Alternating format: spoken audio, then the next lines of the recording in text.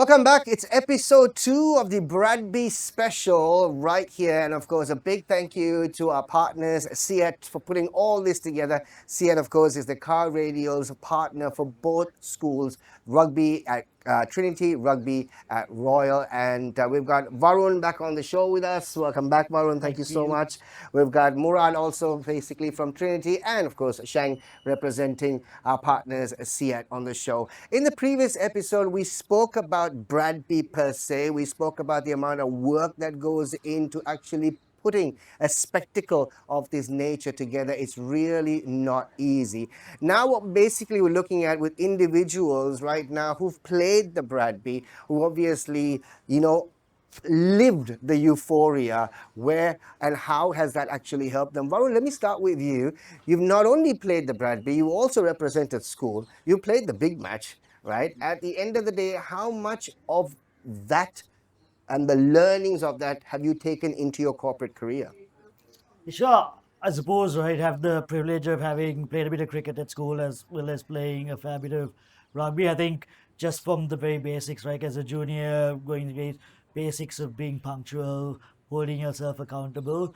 But as you make your way through the various age grades, I think it's things like resilience, right? Like, how do you back up from a poor outcome in a loss to show up next week? Right. How do you make sure that the output of a group of individual is greater than the sum of the individual parts? How do you get a whole bunch of individuals together working as a cohesive unit? How do you lead a cohesive unit? And so lessons very relevant when you were playing sport at college, but even so relevant now. I think something that maybe individuals who played sports take for granted, but there is a lot, I think, that happens through those formative years playing sport that you know is just in your skill set as a professional or in your career.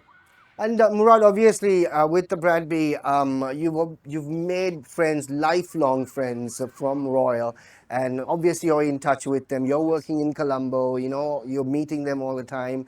How much of that really has sort of helped you in terms of your corporate career? I mean, as Varun correctly said, I mean, it's all about how you collaborate with. I mean, sometimes when you play or you play in a school, more or less you have the same set of people around you, same thinking to all that.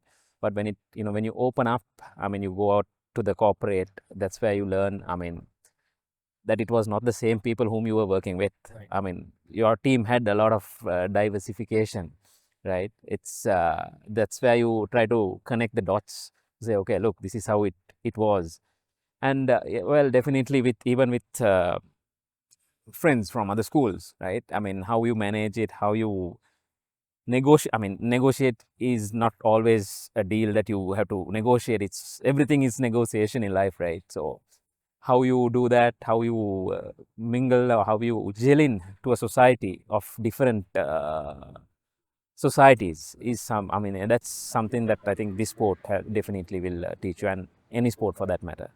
Back in 2011, when you did lift the Bradby Shield, first leg didn't go all that well, right? Obviously, you went out with a purpose in the second leg and you wanted to prove your critics wrong, and you clearly did, right? That win, how much has that win changed your life? That has just taught me to believe how strong belief is. It's just a matter of believing that you can do it, and that's what we did. So I would say that's the biggest thing that I learned from losing the first leg 8 points with an 8 points deficit, and coming down to Colombo, winning it with a huge margin. So it's how much you believed in what your capabilities are and how much you can do is something that that the second leg taught me, and our entire team for that matter. It's a memory that will stay right throughout your For life, sure, I suppose, for for sure, sure. for sure. I mean, everyone talks about it. Everyone Yes. really does talk about it. I mean, it's like a 2-year drought, and if Shield came back, so it's been a pendulum between Royal and Trinity for the last. It's the 79th year, am I right? Yes. 79th year, 79 years, of course, of this fantastic showpiece that we're basically witnessing at the moment. Varun, as far as the Bradby is concerned, the learnings of the Bradby, in terms of there are kids who are watching this right now. There are kids who are looking up to you, who have looked up to you. For that matter, hell, your son, obviously, most probably is, wanting one day to don the royal jersey, just like his dad did. What are the learnings and what do you want to tell the young kids out there? Because, like we spoke about, things have changed from the time that you played to the times that what's going on right now. Yeah, I think for me, I think whether it was back then or now, results are important, right? And when you're in the eye of the storm, winning the Bradbys, the be all and end all. If I was to look back 20 years later, how yeah, definitely great to win, but it's not life changing, right? Right. Like it's great memories, amazing foundation to play within a team and stuff. Always zoom out, make sure whatever you're doing, enjoy it, right? Like no matter how intense the competition is, no matter how intense the game is, if you are walking away from any game, be it the Bradby or any other game, and you're not enjoying yourself, there is a problem there. And so enjoy the intensity, but it has to be fun, right? Right. And so, regardless of what happens with the result, be disappointed. Like you can't play rugby for either of our schools and accept a loss at the Bradby. Be disappointed, but know that the result is not the be all and end all. It's a far bigger picture that's important that comes from playing rugby for Royal and I dare say for Trinity as well. In terms of some of the stories that could be shared, I mean, there are certain stories cannot be shared. Too many. I mean, maybe 9 out of the 10 stories cannot be shared. Okay. But is there a story that can be shared from your playing days that has actually changed you or made you to basically sit back and think about situation in hand at that point? Yeah, maybe it's just perspective, right? I was fortunate enough to play my first Bradby in 2002, and we had a thumping win, like really celebrated side. And then 2005, when I captained, we had a thumping loss, Right. right? And again, not something I'm proud of, but I think just even at the time was gutted, but just looking back, it gives you perspective of winning and losing is not the be all and end all. It kind of ties back to my previous comment. Like it's just a sport is a great leveler. The Bradby in particular is a great leveler. You go in as favorites or not favorites. Anything can happen on the day. And so it was just good to just look back on playing days and say, yeah, unfortunately we lost at Bradby, but lost at Bradby in 2005. But at least it's left me with that perspective on life of, hey, do I look back on my last year at college any differently to my first? No, I loved both years, right? And so it's given me the ability to step back and have that perspective on life. Murad, as far as those stories, the same thing I asked Varun. I mean, there might be lots of stories, behind closed doors. Yeah. Something that you can actually share, which has actually changed perspective, like Varun just said. Oh, well, yeah. Again, like I said, I mean, not certainly not talking about the Bradby that we played that year, but uh, another thing is that one thing that I've learned and connecting that to a story is that not to overdo things, right? Because where the second leg, linking it to the second leg, was that we didn't train that week. The second leg week we did not train, so it was just not overdoing anything, focusing on the basics, get your basics right. So that has taught me even now in my corporate life or any personal life. First focus and get your basics right. Right. So focus on that. Everything else will fall in place. So that the story is that we didn't train. We actually went on a trip. To be honest, we Oh, went right. we went on a trip. We climbed a waterfall. Oh, nice. Got lost. Forwards and backs got lost. Okay. And then, as usual, forwards are late, and we found our way back just 2 days before the second leg. We just found our way at about 6:37. We managed to get back to Pallakele. Wow. So, and I mean, we were not using phones, no phones, nothing. And our coach was, the foreign coach was with us. Sri Lankan coach was with the backs, so he didn't know how to, he didn't know to communicate with the locals. So we had to sort that out. So that nice story is one side of it, but the thing is that we were focusing on basics that whole week. Right, right. Unsurprising that a bunch of forwards got lost in the jungle as well. Always need a back to lead them. Yeah, there was one back actually. There was one back joining us, but yeah. Shang, we've seen over the last few weeks, as far as the Yeah. season is concerned, we've seen many brands basically being a part of the rugby ecosystem, so to say, which is fantastic, which is great.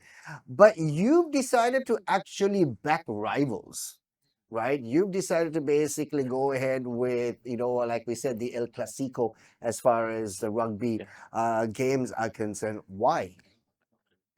It's something that It's not something that you get brands doing. Yeah. Oh, that's what I wanted to basically tell you.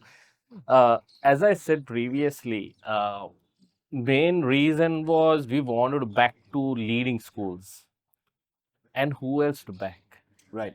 The greatest, as I said earlier, the greatest two schools to play the game, and one of the greatest events that everybody looks forward to. As we discussed earlier, people, whoever the other schools, they would not be able to be a part of the game, but they will definitely watching this. And we felt where else it could be. Support Royal, support Trinity. Whoever wins the shield, we are backing both schools. Either they win or lose, as Varun said. It's the result is one goal, and the other is the experience and the enjoyment or the fun that you got out of playing it. And as you said, we all of us get to know in a corporate world. Right. And basically, I've got to know many Trinity and Royalists. And you would have lots of memories talking about their Bradbys and talking about their seasons, and it's a lot of fun to enjoy. So we felt, what have we got to lose as a brand? It's just again partnering two top schools, being part of it. Gentlemen, just before we wind up this episode, both of you have had keen eye as far as the league is concerned, as far as the matches are concerned. I'm not going to ask you to call the Bradby. That's not what we're planning to do here, which is not really it. Let the boys have their own call there. It'll be a good time. But honestly, the Bradby for you, it's more than just a scoreboard, isn't it? Like you already mentioned, right? Where would you like to see the Bradby go from here, from this point onwards? Because you've seen it growing from your playing days to where it is right now. Where do you see the Bradby going in the next 5-10 years? Yeah, I think in terms of size of the event, it looks like it's hard to stop that train. Like it's just getting bigger and bigger and bigger each year. I think for me, just looking at how the last couple of school seasons have panned out, is how do we not lose sight of playing for college and playing the Bradby and what it's all about? Can get lost, right, in the 10 to 15 games you're playing a year and not focus on it. So I suppose as the bigger event gets bigger, I think where I'd like to see it is that tie back to both schools just goes from strength to strength, and we don't lose sight of the bigger picture of what we're playing for versus a game on the day. The essence of Bradby itself. Correct. I think there's risk, right, with the way school sports is evolving, that could happen. And I think it's on us as a rugby community from Royal and Trinity to make sure that we don't lose sight of that and lose the essence of what the Bradby is. What about you, Murad? Being right thick in things as far as organizing it, where would you Yes. like to see the Bradby So- in the 5 years? Yeah, I mean, as Varun correctly said, I mean, it's getting better and bigger every year. I see that going into international levels. I mean, with foreign referees coming in, and that is definitely going to open up to the international world. But as Varun correctly said, I mean, where do we draw the line to make sure that it's again a schoolboys game, and making sure that it's within the limits of these kids, the 19-year-old, 20-year-old kids, and how big that is going to expose or grow is something that we need to be in the watch out. Gentlemen, I hope you realize the fact that what you've experienced at the Bradby is something that hundreds of thousands of kids out there want to experience. But as of now, only a fraction have actually experienced that. So you really are a bunch of privileged lot. You do realize that, The right? first time we've heard that. Exactly. But it's a huge deal. It's a huge, huge deal. I mean, like I said, like you said, clearly, Murad, taking care of 19-year-olds is very, very important. It's just a school game. So many elements that actually started being infused in it to become more than a school game right now. But I suppose all players and all boys like you all have to continue to ensure the fact that the kids are grounded, which is Right. the most important thing, because it's very easy to fly away with all what's going on right now. So thank you so much. I mean, we've learned actually, as far as the Bradby is concerned, so much in terms of the workings behind the Bradby, speaking to individuals who actually lived, breathed, touched the grass of the Bradby is a huge deal. So thank you so much for being a part of it. Shang, thank you so much for helping us put Thank this you, Shaq. together. It's been an absolute pleasure to obviously host this. All the very best as far as the Bradby is concerned. Now we're Thank into you. the second leg. We'll see how things go. Thank you very much, gentlemen. There you go, ladies and gentlemen. A fabulous series as far as the Bradby is concerned. The 79th Bradby Shield. And a big thank you to Siat. Siat, of course, the official car radio partners for Royal and Trinity Rugby. All the best to both the teams, as the second leg is just a couple of hours away from now. Till we meet up with each and every one of you for next year, have yourself a wonderful time.